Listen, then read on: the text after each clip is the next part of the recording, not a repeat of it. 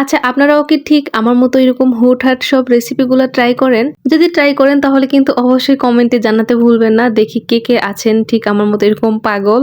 আমি তো যেদিনই ফ্রি থাকি, যেদিনই কাজের চাপ একটু কম থাকে, সেদিনই অদ্ভুত সব খাবারগুলো খাওয়ার খুব বেশি ইচ্ছা জাগে। আর ঠিক সেই সময়ে দেখা যায় যে হাতের কাছে যেভাবে পাই, মানে যেগুলো পাই ঠিক সেগুলো দিয়েই সেই রেসিপিগুলো ট্রাই করার চেষ্টা করি। ঠিক তেমনই আমার লেবু পানি খাওয়ার খুব ইচ্ছা হয়েছিল, বাট সেই মুহূর্তে আমার বাসায় মিষ্টি খোসাযুক্ত যে লেবুগুলো সেগুলো ছিল না। মানে তিতা খোসার যে লেবু সেটা ছিল। তো কি আর করার, আমি সেই তিতা খোসা যুক্ত যে লেবু সেগুলোরই খোসা ছড়িয়ে নিয়েছি। নিয়ে এই তো আমি স্লাইস করে কেটে নিয়েছি। নিয়ে এই তো আমি প্রত্যেকটা স্লাইজের উপর প্রথমে এমনি আমাদের রান্নার যে লবণ সেইটা দিলাম, তারপর হচ্ছে ভাজা জিরার গুঁড়া দিয়েছি, তারপর লাল মরিচের গুঁড়া দিলাম, বিট লবণ দিচ্ছি।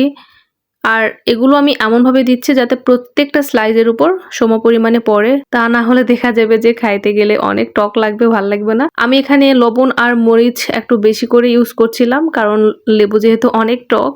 তো যাই হোক, এই তো আমি বিট লবণ দেওয়ার পর চিলি ফ্লেক্স দিচ্ছি প্রত্যেকটা স্লাইজের উপর সমপরিমাণে। আর এই লেবু পিনিক কিন্তু আমার খুবই পছন্দের একটা খাবার, খুব ভাল লাগে এটা খেতে আমার। আর এই তো আমি এখন ভয়েস দিচ্ছি আর এখনো কিন্তু আমার খুব খেতে ইচ্ছে করতেছে, মানে মুখে পানি চলে আসছে এমন একটা অবস্থা। তো তারপর আমি এখানে হচ্ছে গোলমরিচের গুঁড়াও দিয়েছি, তারপর আমি একটা কাঁচা মরিচ খুবই ছোট করে কেটে দিচ্ছি উপরে।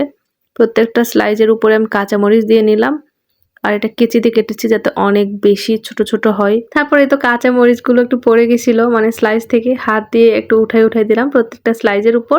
এরপর আমি সামান্য পরিমাণে চিনি নিয়েছি, চিনিও দিয়েছি, কারণ এটা আমি হিমেলকেও খাওয়াবো, যাতে করে ও অনেক বেশি ঝাল না পাই, সেজন্য আর কি চিনি দিয়েছিলাম। আর আমার জানা মতে এই লেবু পিনিকের ফার্স্ট উৎপত্তি স্থল কিন্তু রাজশাহী বিশ্ববিদ্যালয়।